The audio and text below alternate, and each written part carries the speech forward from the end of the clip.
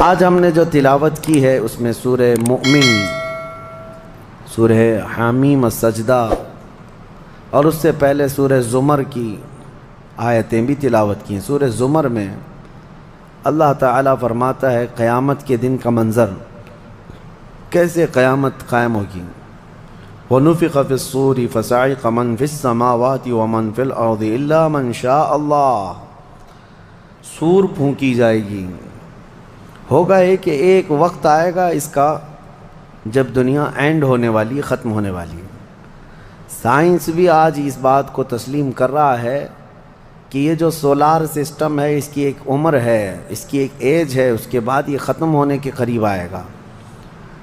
تارے اپنی اپنی عمر مکمل کر کے بلیک ہولز میں جا رہے ہیں۔ گیلیکسی کے اندر جو سٹارز ہیں ان کی عمر ایک لیمیٹڈ عمر بتائی جا رہی ہے، اس میں سورج کی بھی عمر ہے، چاند کی بھی عمر بتائی جا رہی ہے۔ یہ سائنس کی باتیں ہیں، لیکن اللہ نے قرآن میں فرمایا چاند اور سورج یہ ٹکرا دیے جائیں گے، تارے ایک دوسرے سے سب ٹکرا دیے جائیں گے۔ اذا الشمس کورت واذا النجوم انکدرت، 30ویں پارے میں اللہ تعالیٰ نے اس میں فرمایا جب سورج کو یعنی ٹکرا دیا جائے گا اور ستارے آپس میں ٹکرا دیے جائیں گے اور سورج کالا ہو جائے گا، یعنی کچھ نہ کے برابر رہ جائے گا قیامت کے قریب۔ وَإِذَا الْجِبَالُ سُيِّرَتْ، اور پہاڑ جو ہے نا اڑا دیے جائیں گے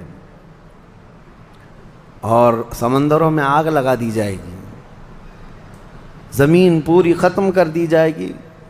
اور سورہ قارعہ میں آپ نے پڑھا ہوگا یوم یکون الناس کالفراش المبثوث وتکون الجبال کالعہن المنفوش، تم لوگوں کو دیکھو گے کہ پتنگوں کی طرح سے اڑ رہے ہوں گے، اور پہاڑوں کو دیکھو گے کہ روئی کا پھا جو ہوتا ہے، روئی کا پہا اس طرح سے پہاڑ بکھر چکے ہوں گے۔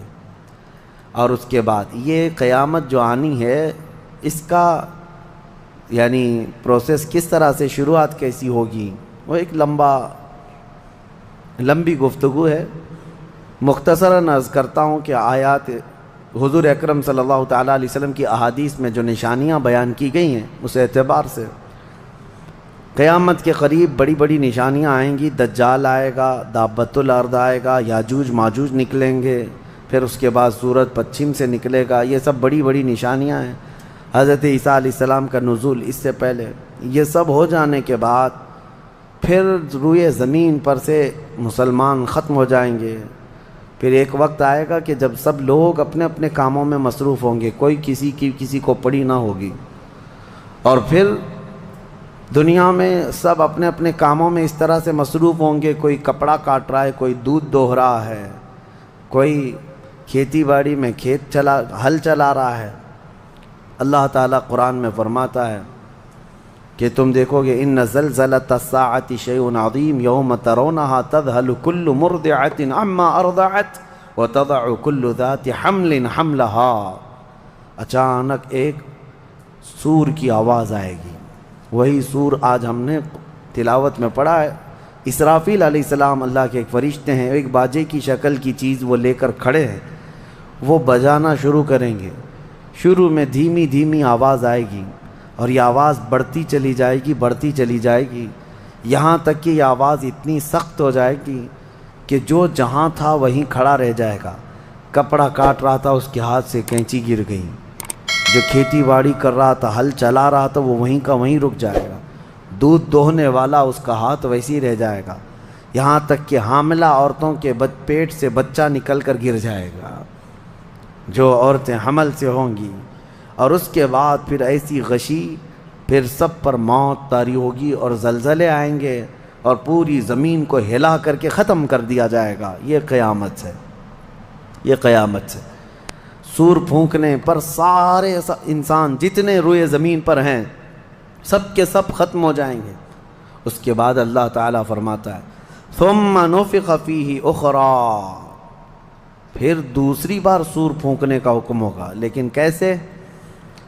سور جب حضرت اسرافیل علیہ السلام پھونکیں گے، پہلے انسانوں کی موت، پھر یہاں پر جتنی مخلوقات ہیں، جنات ہیں، جانور ہیں، سب کی موت، چرند پرند تو چھوڑے، نباتات یہ پیڑ پودوں میں کی جان ختم، چاند سورج کو جب ختم کر دیا گیا تو پھر کوئی چیز ہی نہیں، ستارے چاند سورج سب، بلکہ اللہ تعالیٰ کے جتنے ملائکہ ہیں، جبرائیل امین علیہ السلام سے لے کر دوسرے ایک فرشتے تک، سارے ملائکہ کو بھی موت آئے گی، سب موت کے شکار ہوں گے، اور سارے جب انتقال کر جائیں گے تو پھر بچتا کون ہے؟ صرف حضرت اسرافیل علیہ السلام، جنہوں نے سور پھونکا۔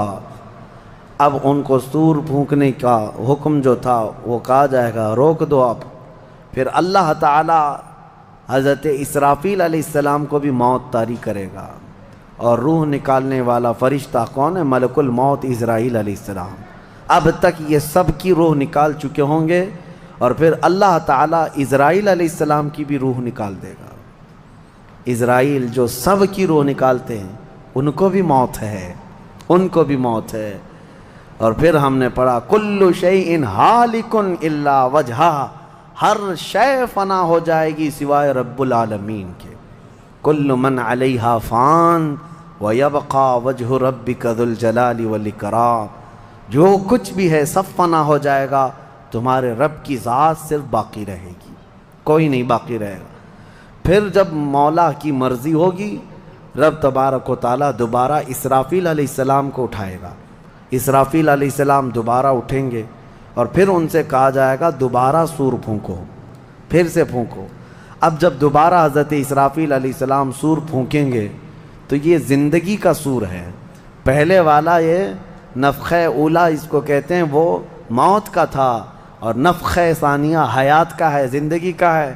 اب رب تعالیٰ نے جو وعدہ فرمایا تھا کہ ہم تمہیں موت کے بعد دوبارہ اٹھائیں گے، یہ وعدہ اس وقت پورا ہوگا۔ اب دوسرے مرتبہ جب سور پھونکنا شروع کرتے ہیں اسرافیل علیہ السلام، کتنے انسان آئے گئے، آدم علیہ السلام سے لے کر قیامت تک، سب وہ زمینوں میں جہاں کہیں ہوں گے، کسی کو جلا کر ختم کر دیا گیا ہو، کسی کو جانور کھا گیا ہو، کسی کو پانی میں ختم کر دیا ہو، کسی بھی طرح سے، لیکن مولا تعالیٰ سب کو اٹھانے والا ہے۔ لیکن فرمایا حدیث پاک میں ہے کہ یہ دوسری سور پھونکنے کے بعد سب سے پہلے روئے زمین پر جو اٹھیں گے وہ محمد الرسول اللہ کی ذات۔ میرے آقا صلی اللہ تعالیٰ علیہ وسلم فرماتے ہیں میں اپنی قبر سے اٹھوں گا سب سے پہلے، اور محشر کے میدان کی طرف جو حضور جائیں گے تو فرماتے ہیں حضور صلی اللہ علیہ وسلم اٹھیں گے، ان کے بعد ابو بکر صدیق، ان کے بعد عمر فاروق رضی اللہ تعالیٰ عنہ، پھر ساری کائنات کو اللہ اٹھائے گا۔ اور جب رسول کریم صلی اللہ تعالیٰ علیہ وسلم فرماتے ہیں میں میدان قیامت میں اس حال میں آؤں گا کہ میرا ایک ہاتھ ابو بکر کے کندھے پر ہوگا، دوسرا عمر ابن خطاب کے کندھے پر ہوگا۔